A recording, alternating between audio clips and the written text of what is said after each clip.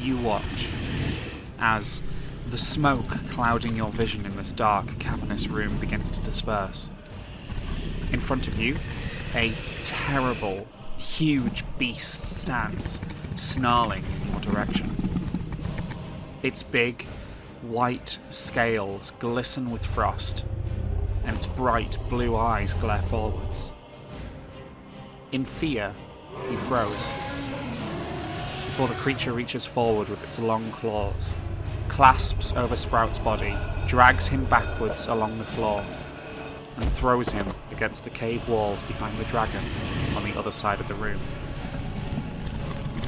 Sprout's body lies on the ground after sliding down the rocks, falling unconscious instantly, separated from his friends, alone. As the dragon snarls, it turns its head around and looks at Sprout's body.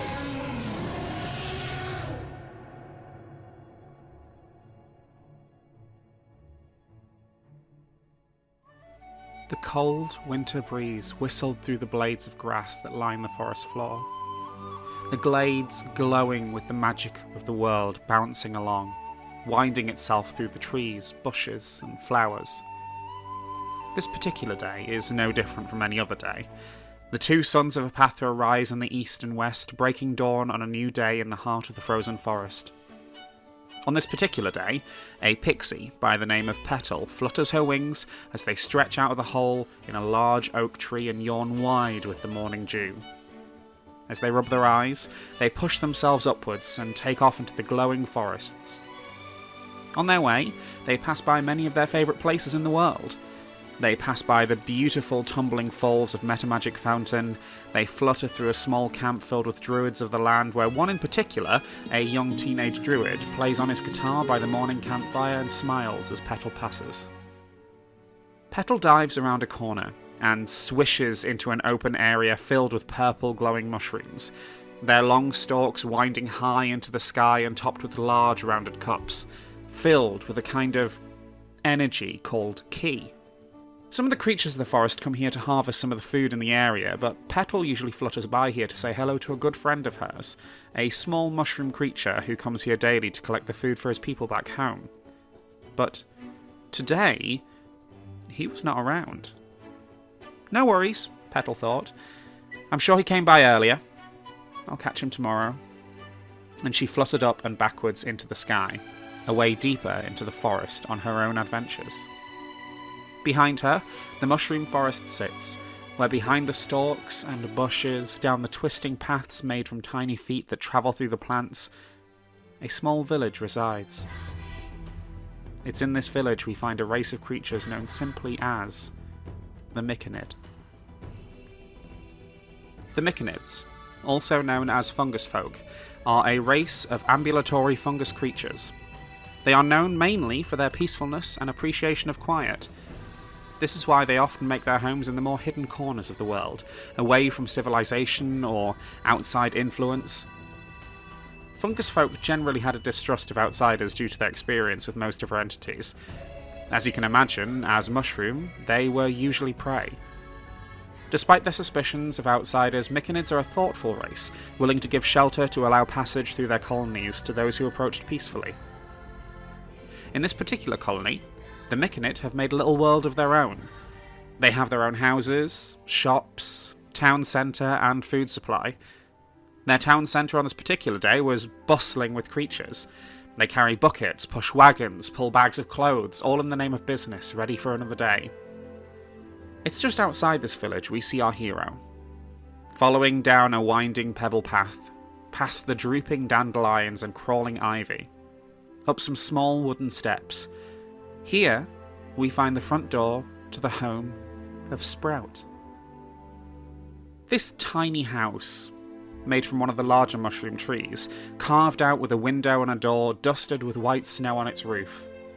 The door itself, only being 3 foot tall. The house itself sits at the edge of a small mountain, surrounded by large winding mushroom trees that create a beautiful amount of shade for Sprout. However, it's not all that dark in this area, as between the spores that bounce around and the soft haze that pools out from the window of his home, the surrounds of Sprout's house remain warm and inviting. It's inside this tiny house that Sprout sits on his sofa, cross-legged, casually counting some of the smaller mushrooms he's been picking earlier in the morning near to a crackling fire at the side of the room.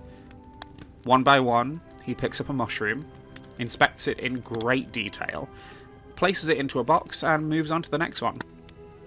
This kind of activity can usually last Sprout most of his day, only really getting up occasionally for food. Every so often, he will grab his box of sorted mushrooms and move the next batch into a large jar he keeps in his kitchen, before returning to continue. However, as this day continues and the suns in the sky begin to dip, Sprout finds himself staring at a large wooden chest at the side of the room. Large metal clasps hold it shut, unallowing of anyone to look inside. Sprout blinks slowly towards it, and then turns to look outside. For a moment, he gazes at the stars, before turning back to the crate. He cautiously steps forward.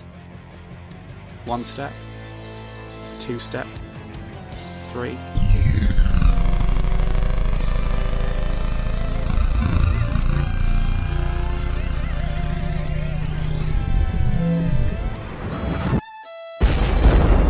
He turns his head sharply as the sound of a horrific explosion blasts its way through the window. The explosion is so loud it rocks the whole house from side to side, knocking one of the jars of mushrooms in the kitchen to the floor, smashing the glass everywhere. Sprout rushes to the window to look to the sky, and what he sees blows his mind. Across the sky above, colours of magical energy shoot out across every corner. Blue, red, white, yellow, pink, black, purple, and finally a vivid green covers the sky, creating a huge dome of energy above him. In panic, Sprout runs. He turns completely around and dashes up the circular stairs of his house and dives into bed, pulling his leafy duvet quickly over his body, shrouding himself from the events of the outside. But the duvet was simply not enough. For what Sprout heard terrified him. His mind poured with the sounds of 1,000 worlds, 1,000 lives, and 1,000 existences.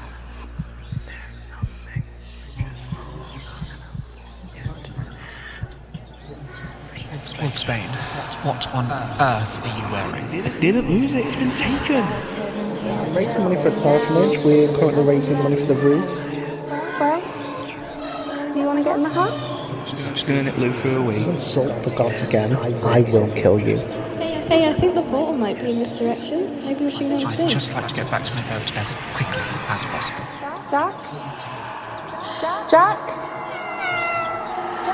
Jack! Get out my battle axe. It's my time to please believe me, bitch. Well, someone's moving to Mustio Liquid, and the least you could do is ask. I've got massive tits. Sprout. Sprout bolts awake. Light from the outside pours into his room for a new day, and he darts straight up and out the door, running down the steps of his house and back into the town that he knows.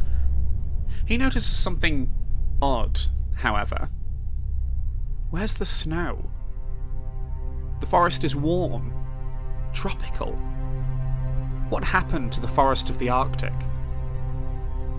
When he reaches the centre of town, the Myconids are in panic.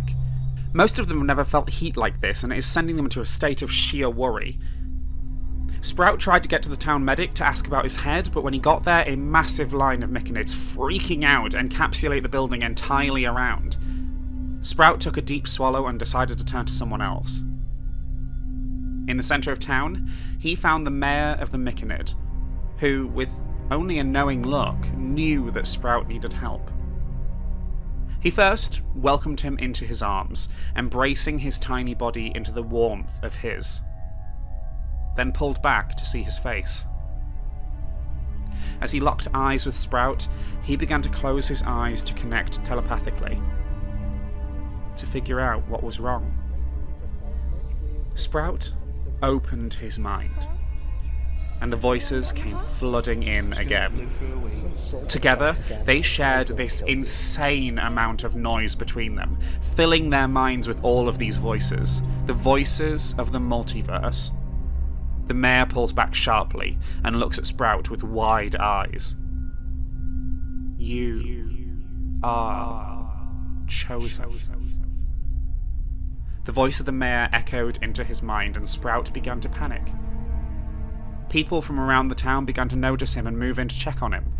Sprout had become incredibly popular with the locals over the years for the work he does in bringing food to the colony, so when they see him in distress, they only want to help. But this is too much. This is too cramped. Soon, Sprout found himself sprinting back through the woodland towards his home. He dashes up the stairs of the house and dives through the door, pushing it closed behind him. In a rush, he darts towards the bed and wraps himself tightly in his duvet once more, rocking slowly. Sprout. An echoey voice crosses his mind, and he freezes. Completely still, he sits and listens. Sprout, do not be afraid. I am Ilmater. You are destined for great things, my young Sprout, but do not worry. You are in no danger. Sprout listens to the words, his heart rate going faster than it ever has before as he pulls the duvet in closer and closer to his face. Someday soon, perhaps. Very soon. Strangers will arrive from another world. They will ride on a horse towards you. One with hair of blue. One with hair of white. Welcome them. Invite them to share in the power of the forest. Then let them leave. These creatures will soon return, and they will save you. They will be your answer to everything. They will be your reason for living. Sprout ponders these words for a moment before pulling off the duvet and heading back downstairs. Slowly, he steps back towards his sealed crate and reaches out his hand. Sprout, these people will help you to be the person you always knew you were. Unlatching the bolts of the crate, Sprout looks longingly inside. In the crate lies a small circular shield made of wood and twig, a long club covered in vines, and a set of leafy armor. He places his hand on the shield and holds it there for a while. You want to travel the world, to be the hero your father always was to you. You want to become so much more than what you are right now. Have restraint.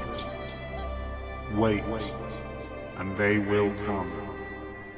And you will stand with the greatest heroes this world has ever known, as an equal. Sprout slowly begins to wipe a tear from his eye at these words. All he'd ever wanted his whole life was to be a cool adventurer, fighting bad guys and saving the forests, and now he's told he can save the world? As he picks up his club, he hears only one final word from the voice in his head. Wait. And he smiles. He closes the lid back down and sits on the sofa. All he had to do now was wait. Wait for his life to change. When the day did come, he wasn't going to let it pass him by.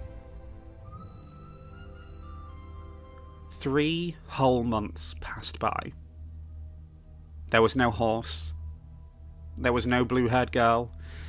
There was no white-haired girl. In fact, it was slowly becoming life as usual with the colony. As life passed, they became more used to life without snow.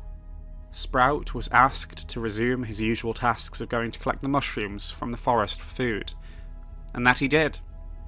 But now, there was a little spring in his step. Each day you could catch him ducking and diving, pretending to hide, squaring up to plants, holding small twigs, and having imaginary sword fights in the air. It was clear to anyone who knew him that this was what Sprout wanted more than anything. To adventure. It was on a cold morning in particular that Sprout heard some unusual voices coming towards him.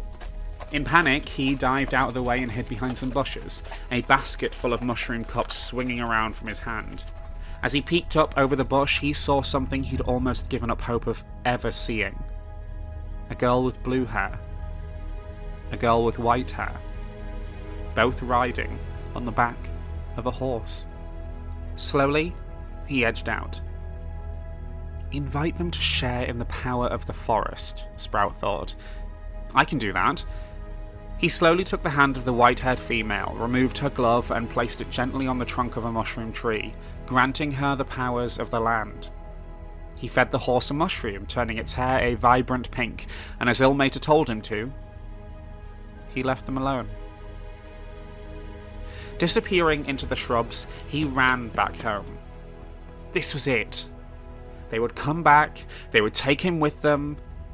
He dashed into his house, sorted a bag of stuff, his club, his armour, his shield, a water skin, and rations.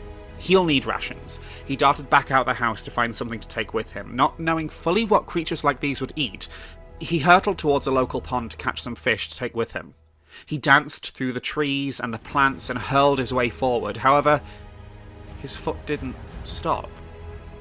He felt his body slip on the ice surrounding the pond, and he found his body flying forward straight into the side of the pool. Splash. His whole body hit the icy water with a crash, causing the water to instantly harden with the impact. The water around him turning quickly to solid ice, encasing him entirely. As he slowly froze, his view began to fizzle. But he heard one important word cross his mind. Wait.